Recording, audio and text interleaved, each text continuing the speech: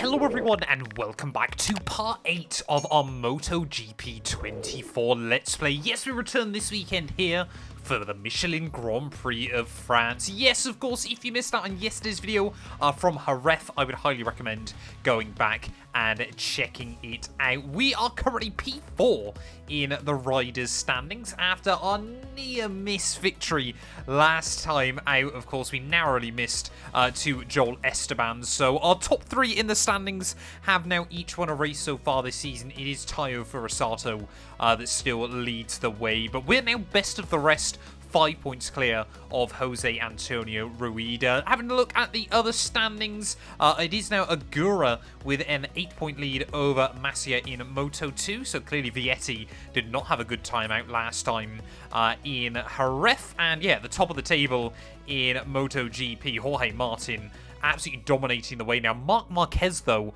leapfrogging 3 riders up into P2 in this riders' standings as well there. And you can see 4 riders on 4 different bikes inside the top 4 there in MotoGP. We will get there one day, I promise you guys that much. But yeah, taking a look then at the wall, Holgado was saying that clearly, you know, we're on track for our objectives over the course of the season. Well, we're trying to keep friendly with him at the moment, despite the fact he can occasionally be a menace when we go onto the circuit. But yeah, this weekend though, we are at Le Mans for the Bugatti circuit, so I actually really like this place. I think it's really, really good fun, so hopefully we can try and have a good race. Good morning from Le Mans. We're live for the second practice session in the Moto3 class. Only the first 14 riders in the combined standings will go directly to Q2.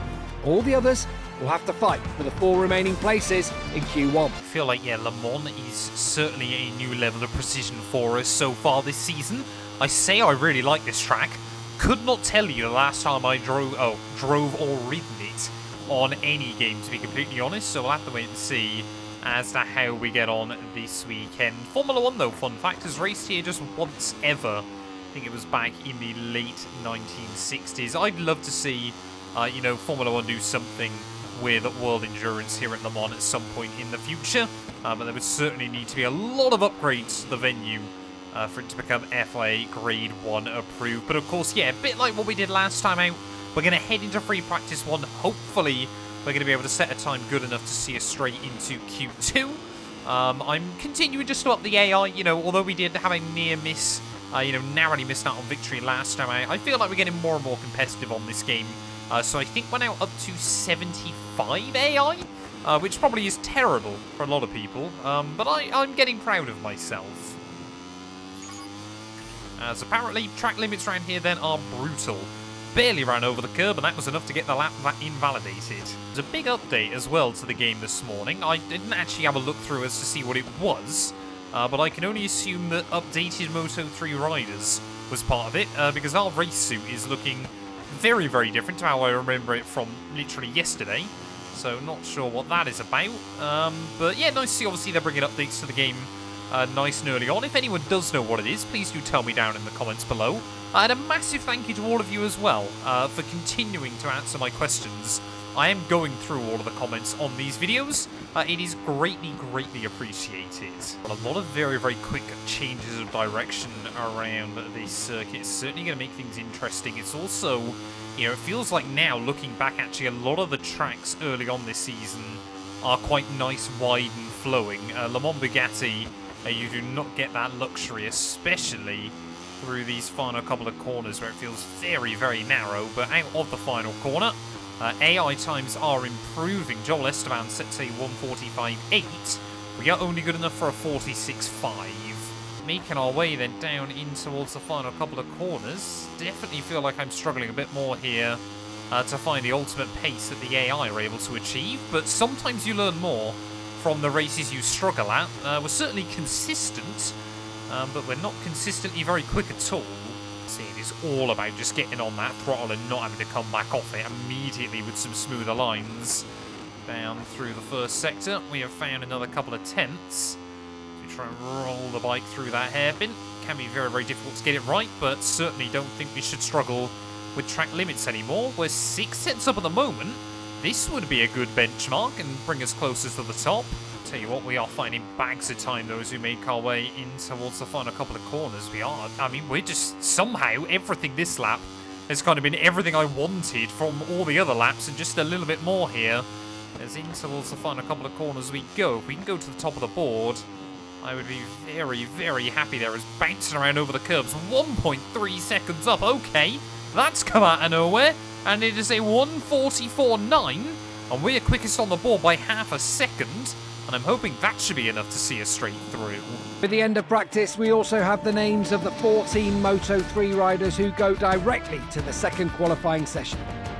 Well, I cannot stress enough then how I will never, ever get a lap like that around this venue. A 1:44.9 puts us top of the board then by the end of all the free practices, so we'll head straight into Q2, and maybe, just maybe, we can put this thing on pole. Well, as I mentioned, I don't see my Banzai practice lap getting emulated here as we move into qualifying, but we'll try and do as best as we possibly can there. If we can get a low 45, and then I'm hoping that should be enough to be a decent little benchmark here. I'm always surprised as well, the fact, obviously, you know, MotoGP used the long pit lane exit here, which actually spits you out on the outside of the chicane at turn 2. You're a long, long way from the start of the lap, as immediately, at pretty much the first chance, I've got invalidated this first lap. Well, would it be a qualifying session on this game if we didn't have Vias, Zurazata and Ruida inevitably getting in the way of me as we make our way onto qualifying runs? I'm trying to have a look at whether those two have got a new overall as well. I think they've still got the same leathers. That's the word I was looking for. Are they called leathers in MotoGP? Or do I sound like the biggest noob in the world? Someone let me know down in the comments below. Well, around a lot of tracks this season, I've often found that being in the dirty air has not actually been beneficial to our pace. Here, though, it's actually quite nice to follow the AI's lines around this venue, work out why I'm still struggling. Because I still feel like I've got a lot to learn from them here. Come on, try and get a run off the corner. You can see Zurazata struggling just a little bit. But as we have a look towards the outside, down in towards the hairpin, actually seem to be braking ever so slightly later. But you've got to try and carry the speed in so you don't have to alter your line on the exit. As, well, Zurazata and I clearly not afraid to, well, he's just turning into me there. I'm not sure what that's all about. And we'll carry the speed down in towards the next chicane. This one I cannot stand. So difficult. Try and get the weight balance. And, well, there we go. Ruida will carry me through. Well, helped massively by Jose Ruida through the chicane there, because he basically flicked me back the right way again. As a 45.4 set by Suzuki, we are going to do a 45.1. Puts us provisional fastest, and I'll be honest, I don't think we're going to match that. Well, it's not like Jerez last weekend. You know, I don't feel this track is going to be constantly evolving and changing around in terms of pace. You can see, though, Ferrari, yeah, just behind me. Only 2/10 in it at the moment, as we found even more time down in towards the final few corners of the lap. Am I actually slowly getting this bike consistently into the 1:44s as we try and wind our way through these final couple of turns? It feels so odd in the way occasionally you'll lose time through a corner and other times you'll gain it, but through the final corner, taking the curb nicely, that's going to be another improvement. And I said we'd never do another 44. That's exactly what I've gone and done. Half a second clear of anybody once again. We are getting in. I feel like I am really learning this game, starting to figure it out. Well, David Alonso then, a bit of a surprise in the end, up in P2 ahead of Ruida. Furusato there down in P4 ahead of Suzuki and Joel Esteban. Last time out to win it, a second off the pace. But yeah, clearly we had a small advantage by the end of qualifying, but we certainly can't rest on our laurels. We need to try and get our first win. Hello and welcome to all you bike fans. We're in France and broadcasting from Le Mans, one of the most iconic circuits in the world. In a few moments, we'll move to the main straight to watch the start of the Moto3 race.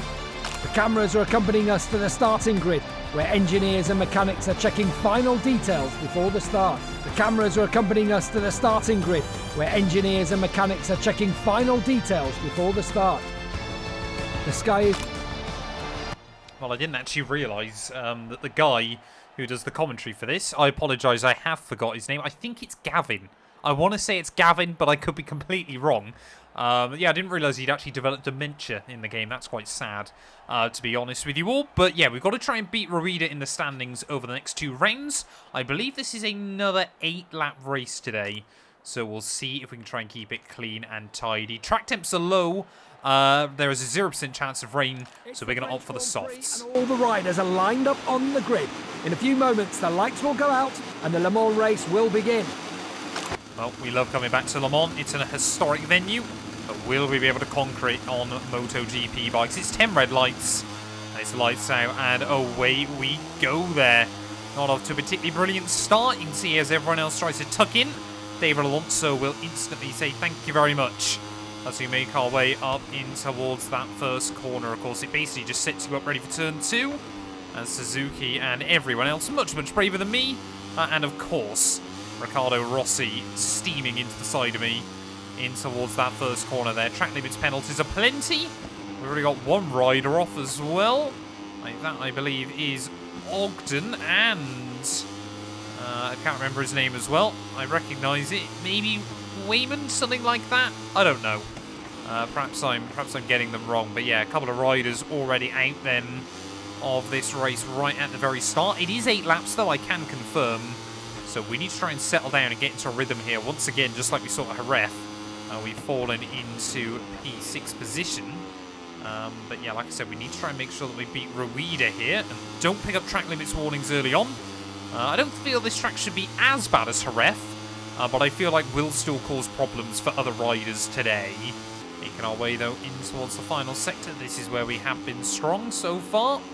Delgado, you can see we've got the same overalls as him, so I don't actually know what team he's on or what's going on with that, to be completely honest at the moment. But yeah, everyone, it's very much single file through these final couple of corners. You're not going to be able to find much opportunity going too wide, but it is David Alonso who leads the way at the end of lap 1. Could we get our 4th different winner in the opening 5 races of the season? I mean, if we do, I want it to be me. It's around the outside of Delgado, way too wide in towards turn 1. We'll get a wobble on, as, yeah, Ruida really now challenging for the lead. And a slower line through that first corner is going to allow me to capitalise on the exit. Maybe having a look down the inside. Oh, big moment there as the bike stepped out. Top 2 forcing each other out wide as well. This is brilliant racing early on. 3 wide for the lead temporarily. It might even make it 4 wide as Furusato trying to have a look in there as well. This is fantastic early on. Got to be careful though, lads. We don't want to start knocking each other off, as we are right in the thick of it once again. They're making a tiny bit of contact with Ruida off the corner, perhaps sending him to the shadow realm. And of course, in all of that, it is Furusato and Suzuki that somehow find their way back to the front. Down the inside, the championship leader Furusato will go though. And we are a bit of P2 then. Big moves coming in early on, as everyone desperate to try and make magic happen. Is Furusato going to get a run back on me though? Not quite. I could see the delta was coming down, but he hasn't quite got enough. Well, there we go. New fast lap of the day. We are setting the pace early on here. We've only got Suzuki in front of me.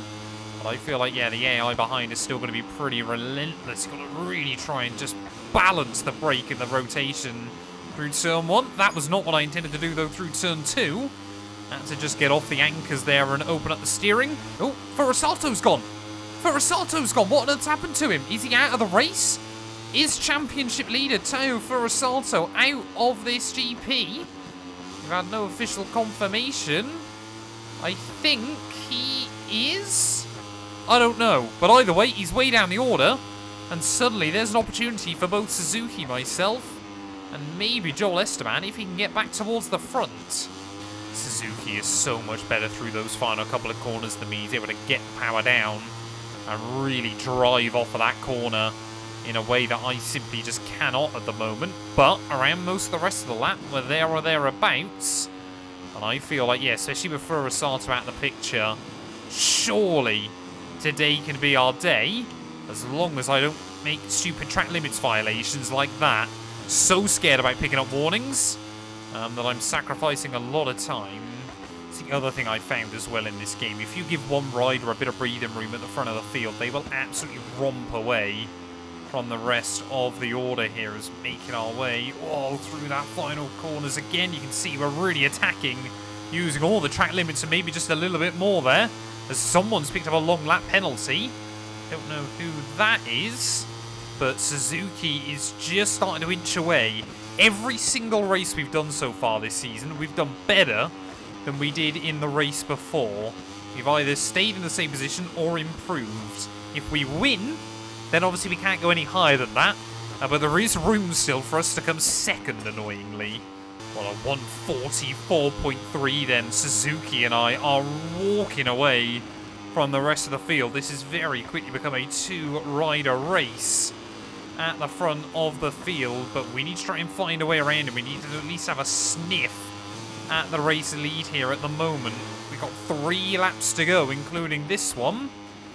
You can see, yes, it was still definitely taking some different lines in different places, but it's just about making something work for us.